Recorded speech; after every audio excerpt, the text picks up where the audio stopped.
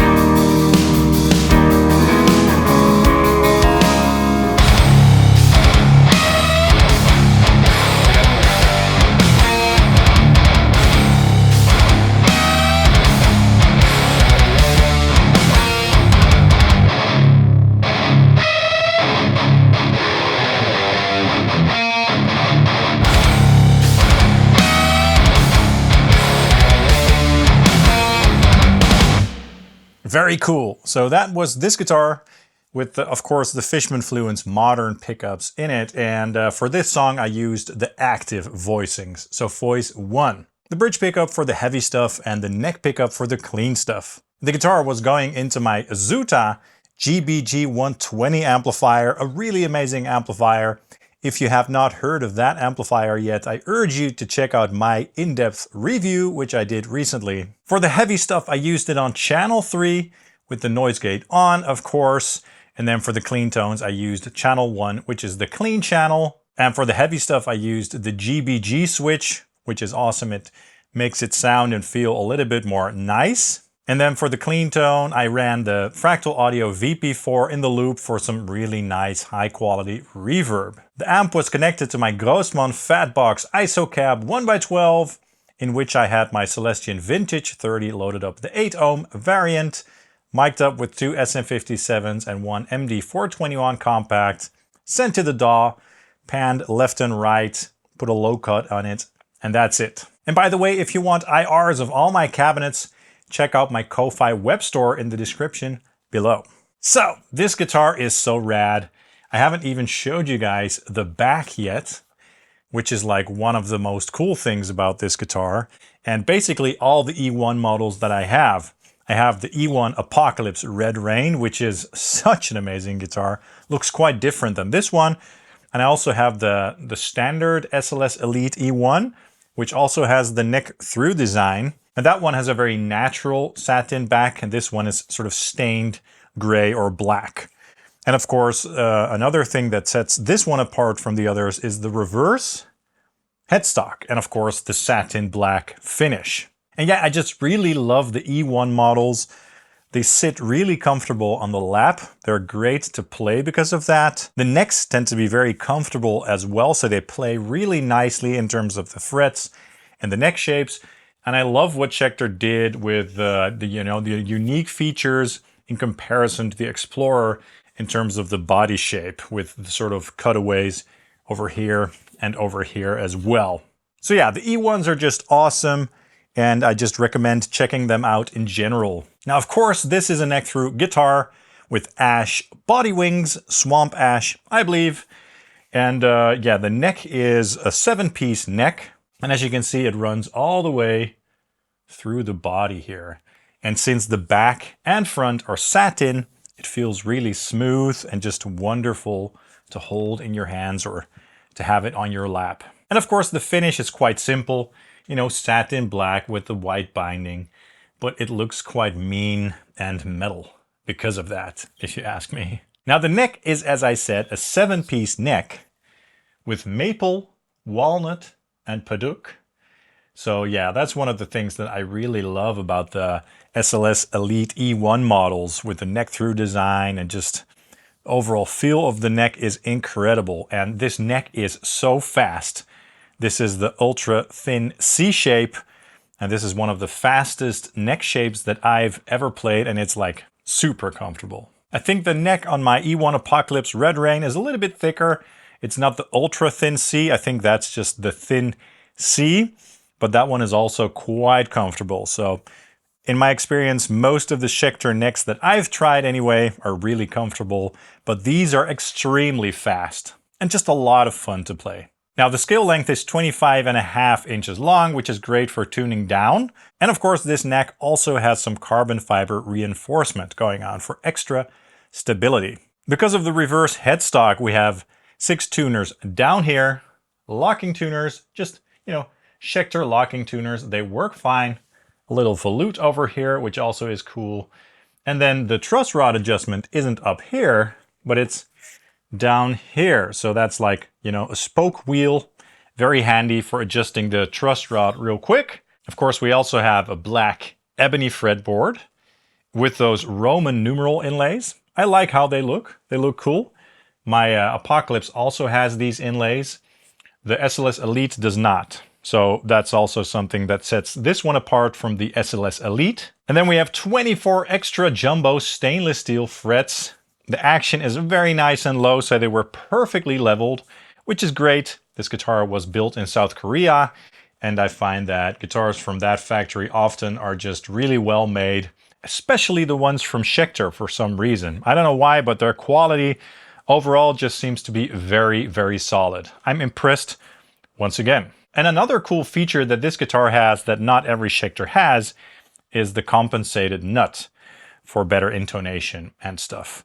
I don't know how much of a difference that makes, but that's like a premium feature, if you know what I mean. What I will say about the frets, and this tends to happen sometimes with guitars with stainless steel frets, is that when you run your fingers across the fretboard, the shoulders of the frets don't feel super round and smooth.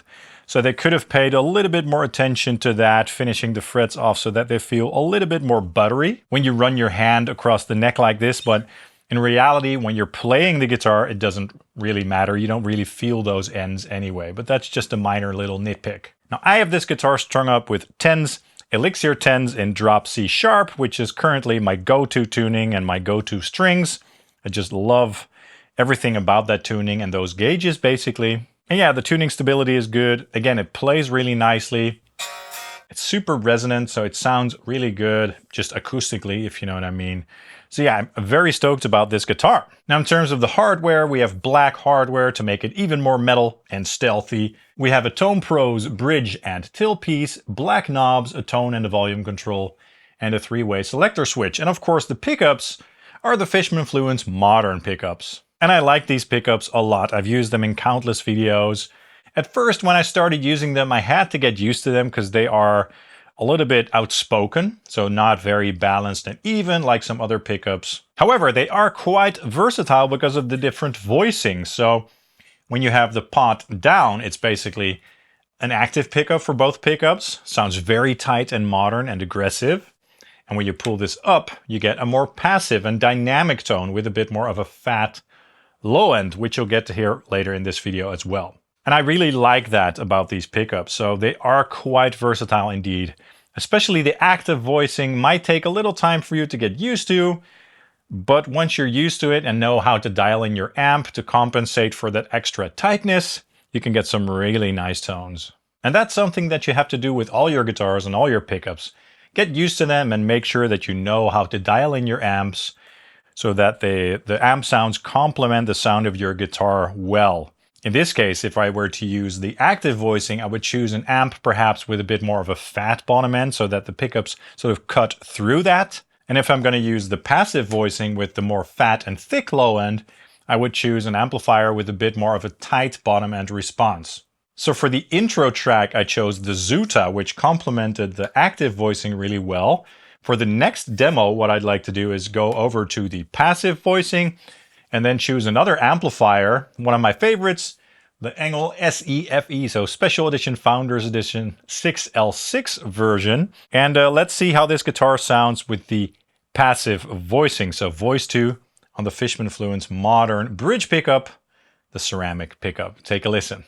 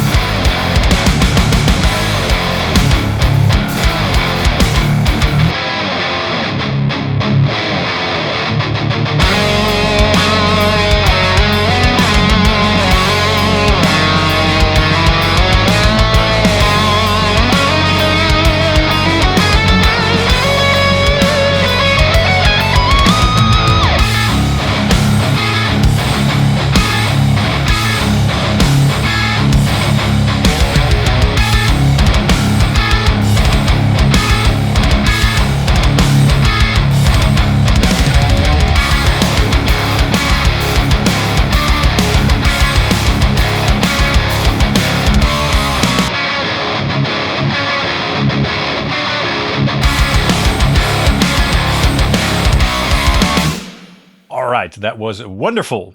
So again, bridge pickup on the passive voicing into the ENGL on channel 4, which is the lead 2-channel, nice and fat, sounds really good as you heard. And for the lead tone, I just added a little bit of delay in post. And then the amp again was fed into my Grossman Fatbox with the V30, no real changes there. So I think that that sounded really good. If you want to get an idea of the different types of sounds that you can get out of these Fishman Fluence Modern pickups, I've done a couple of videos in the past where I go over all the pickup settings. I think I did that in my review for the E1 SLS Elite, which you can check out up here or down here. I also did a video on the open core modern pickups, which you can also watch on my channel. And in those videos, you can hear all the different voicings. And I've done that so many times that you can just go check out those videos if you're interested in that. But the Fishman Fluence Moderns, they just, always sound the same. And that's definitely not a bad thing. But with these pickups, I just kind of always know what to expect. So that is a good thing in my opinion. Now again, the quality on this guitar is great. Plays really well, sounds great. The tuning stability is very solid. It was built very well. As I mentioned, the fret ends aren't perfectly smooth for this price. They could have done a little bit more of a better job in terms of smoothing it out, but again, it's not a deal breaker, but I thought I'd mention that. This guitar does not come with a gig bag or a case, which is a shame, but it's fine. The fit and finish is really good as well. The sort of black or gray staininess is really interesting, and I think it looks really nice. So overall, I really like this guitar. It plays so fast and the neck is so fast and the action is nice and low, and this is one of my favorite body shapes, so what is not to love, right? I don't know, Schecter is just knocking it out of the park in terms of the overall quality, and again, I'm really impressed. I also did the PT Black Ops recently, and that was just such a good guitar, so flawless too.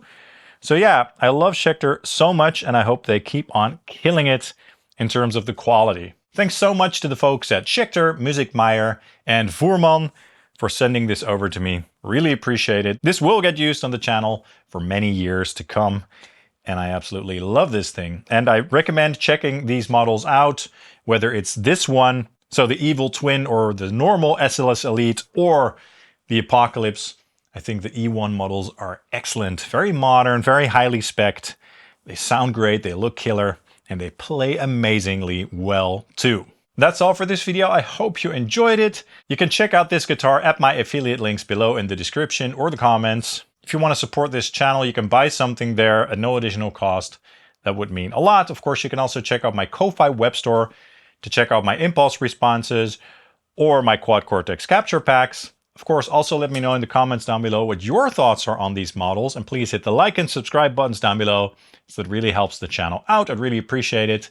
And of course, you can also follow me on Facebook and Instagram. Thank you guys so much for watching, and I hope to see you soon. Cheers.